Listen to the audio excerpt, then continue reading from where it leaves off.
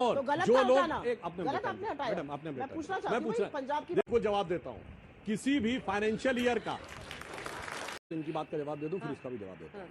इन्होंने पहले कहा कि तथाकथित काला कानून वापस लेना पड़ा, यानी काला कानून जानते क्या था? एपीएमसी एक्ट होना चाहिए।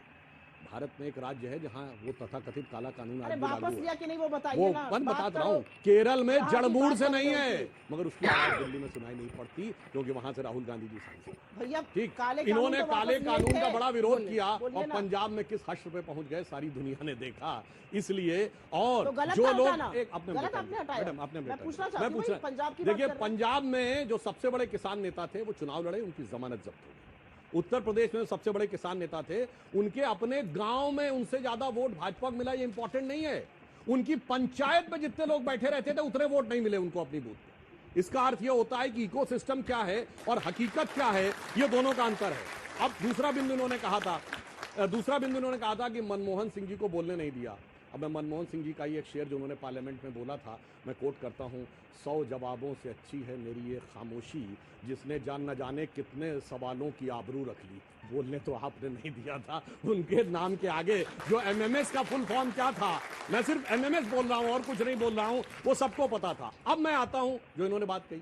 देखिए संसद में एक परंपरा है कि किसी भी व्यक्ति का नाम यदि वह अपना उत्तर देने के लिए सदन में उपस्थित नहीं है अथवा उसका उत्तर नहीं है तो नाम लेकर नहीं बोला जाता। अब आपने जब अडानी जी कहा तो अडानी जी कोई कंपनी नहीं है, अडानी जी व्यक्ति हो गया। आप कहते Adani Enterprises Limited, then it would have been a company. When you are saying Adani ji, जो अभी सुप्रिया जी ने भी बोला, तो फिर एक व्यक्ति के बारे में यदि आप कह रहे हैं और उस व्यक्ति को वो जवाब देने के लिए संसद में उपस्थित नहीं है तो ये एक संसदीय परंपरा, इसमें कोई ऐसी बात नहीं थी। और दूसरा मैं परंपरा का एक और उदाहरण देता हूं।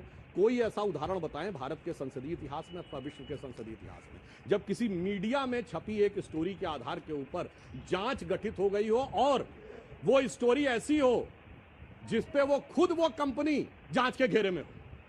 यूएस कोर्ट ने उन पर प्रतिबंध लगा दिया है, किसी अमेरिकी कंपनी को के ऊपर वो नहीं लिख सकते, मगर यहां भाई भाई कहते रहेंगे क्योंकि यूएस का प्रतिबंध तो है, मगर यहां वालों के साथ, तभी तो मैंने कहा विदेशी कॉन्स्पिरेसी की बात ऐसे ही नहीं कर रहे हैं, गजब की जुगलबंदी है। यानी वहां पे अगर रोक भी लग जाएगी तो यहां से सुर तो बचता ही रहेगा। विदेशी एजेंसियों से आपकी जुगलबंदी एलआईसी बोल चुकी है। उनकी बात को आप यहाँ मैग्नीफाई करते हैं राजनीतिक फायदे के लिए। नैतिक और दिमागी दिवालियापन पूरी भारतीय जनता पार्टी में दिख रहा है तो उससे अछूते सुधांशु जी क्यों रहे? ये नैतिकता है और मैं नैतिकता से 10 सवाल बस पूछ रही हूँ, छोटे छोटे सवाल हैं, इस जनता के सामने, इन युवाओं के सामने जरूर पूछने चाहिए। क्या अडानी घोटाले की जांच नहीं होनी चाहिए? ये हमारा पहला सवाल था। होनी चाहिए या नहीं होनी चाहिए? और जोर से बोलिए, होनी चाहिए कि नहीं होनी चाहिए? क्या एलआईसी का पैसा जो अडानियों की कंपनी में लगा वो लगातार गिरता रहा, इस पर सवाल पूछना चाहिए कि नहीं पूछना चाहिए? क्या एसबीआई व दूसरे बैंकों ने जो अडानी को 82,000 करोड़ रुपए दिए उस पर सवाल पूछना चाहिए या नहीं पूछना चाहिए?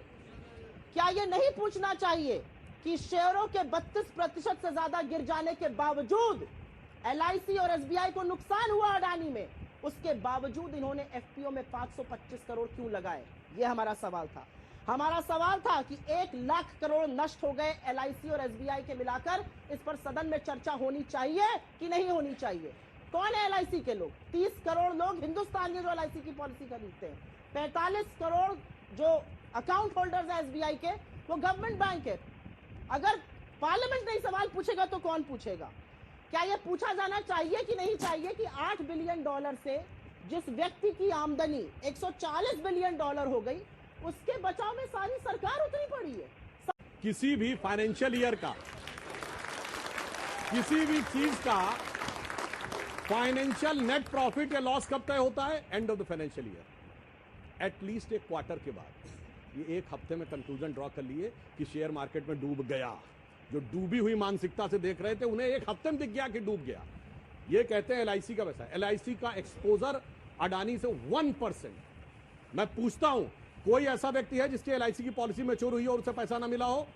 तो फिर कहां से डूब गया भाई? वो आपके दिमाग को डूबा हुआ। अब मैं आपको बताता हूं, आपने कहा, अब सुनिए।